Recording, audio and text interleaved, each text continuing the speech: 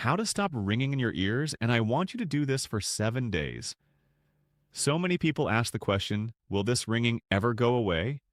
Is it permanent? Is there anything I can do? Because they go to the doctor and the doctor will say that we do not know what causes it. Today, I am going to show you something very important, something very valuable that the doctors will not tell you. Ringing in the ears tinnitus is not coming from your ear or the inside of the ear. Now, it is absolutely true that ringing in the ears can come from loud noises in the past, from a concert, from some noisy job you had. It can come from side effects from medication. But the question is, what if you really have not taken any of those medications? You have not been exposed to a lot of loud noises in the past. Then what? Well, check this out.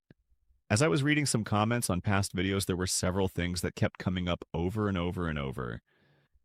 One person wrote, I have had tinnitus for about 3 years. After 2 weeks of doing intermittent fasting, fasting for 17 hours and then having a 7-hour eating window and going on low carb, my ringing in the ears is almost gone. Here's another one. I had tinnitus for 8 years. I tried everything. Naturopathy, acupuncture, nothing worked until I went on keto. I started 5 days ago and my ringing in the ears is almost gone. Here's another one. 1 year ago, carnivore diet, 97% meat, salt, and water. My ringing in the ears went away. Here's another one. I definitely notice worse tinnitus when eating sugar and caffeine. So this guided me into diving into a different line of research. I wanted to know what is the relationship between blood sugar and insulin and the nervous system in the inner ear. First thing you need to know is when someone gets a hearing test, they can tell you that everything is normal when it is actually not normal. And here's why. A standard hearing test pretty much checks for one thing. Can you hear a beep? But there are parts of your hearing that never get tested, so you can actually pass a hearing test with actual hearing loss. If you actually do get a hearing test, ask for the high-frequency test and a speech and noise test. Now let us get into where the problem actually is.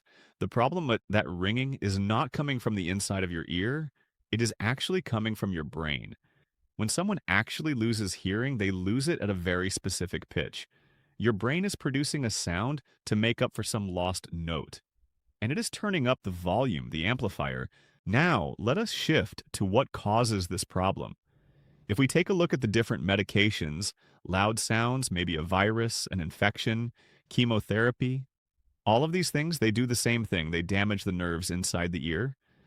But out of all the causes, and hang with me because I really want you to get this, chronic blood sugar elevation slowly chokes off the tiny little blood vessels that feed the delicate nerves in the inner ear. Now stay with me because what I am going to say also relates to a diabetic situation called peripheral neuropathy. The nerves that extend down to your feet, tingling, numbness. Well, guess what? The nerves in the inner ear are also peripheral nerves. The same wiring that goes into the feet also extends up into the inner ear. So many people can get away from high blood glucose for so many years because there is something underneath it called insulin.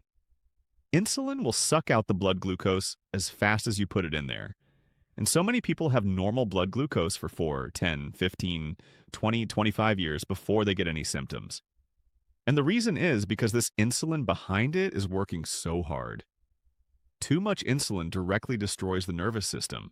But in that process, insulin resistance starts to shut down the fuel to the nervous system, especially in the peripheral nerves. And what is really unique about the nerves in the inner ear is they are super hungry for fuel. So when you have blood sugar issues, the tiny nerves, especially in the peripheral part of the body, become very overactive. There are studies that go back to 2004 that found that between 84 to 90% of people with unexplained ringing in the ear had higher amounts of insulin. Another paper found as many as 82% of tinnitus patients had a pre-diabetic blood sugar problem. Another paper involving over 2 million people found that diabetics are significantly more likely to have ringing in the ears than non-diabetics.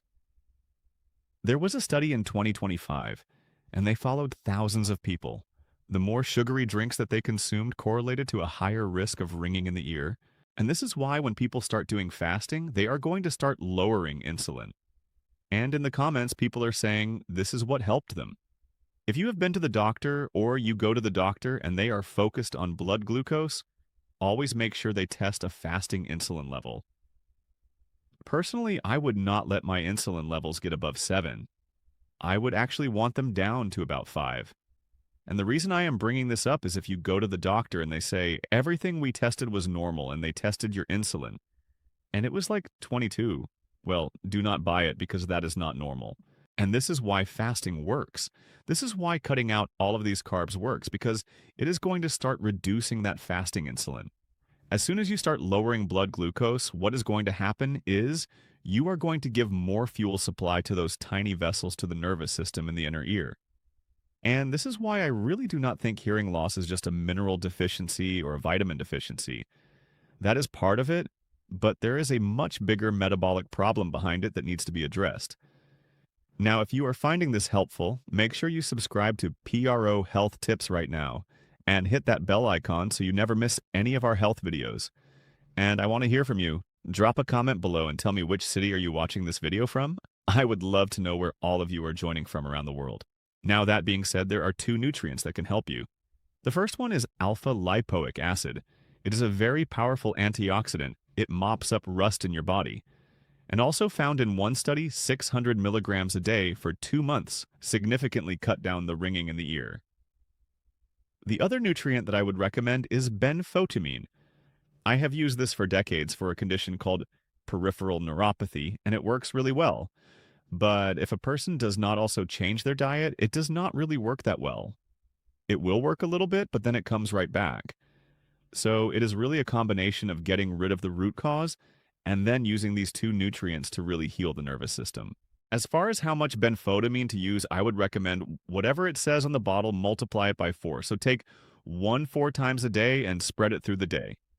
And then take about 600 milligrams of alpha lipoic acid to help you start reducing this ringing in the ear.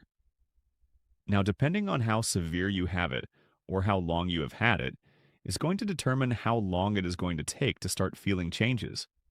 Because if there is extensive damage in the ear, it does not go away overnight, so you're going to have to give it time. But that being said, I think the majority of the population should start seeing results within 7 days. So what I want you to do right now is rate on a scale from 1 to 10 how intense this ringing in the ear is, and then just document it. And then each day re-rate it for 7 days so you can visually see it coming down. But if you do not see results within 7 days, do not give up. Give it more time. And the other thing I want to mention is why you would experience this more at night than during the day. And it really has to do with how your body regulates fuel. As soon as you start reducing your carbohydrates now, your body is forced to go after your stored energy, your fat cells.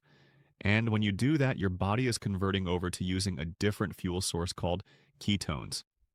And this is why I believe a lot of you watching this, if you did this, will feel results even sooner than 7 days. So the question is this going to be permanent? Is this something you're going to have to live with the rest of your life? Absolutely not.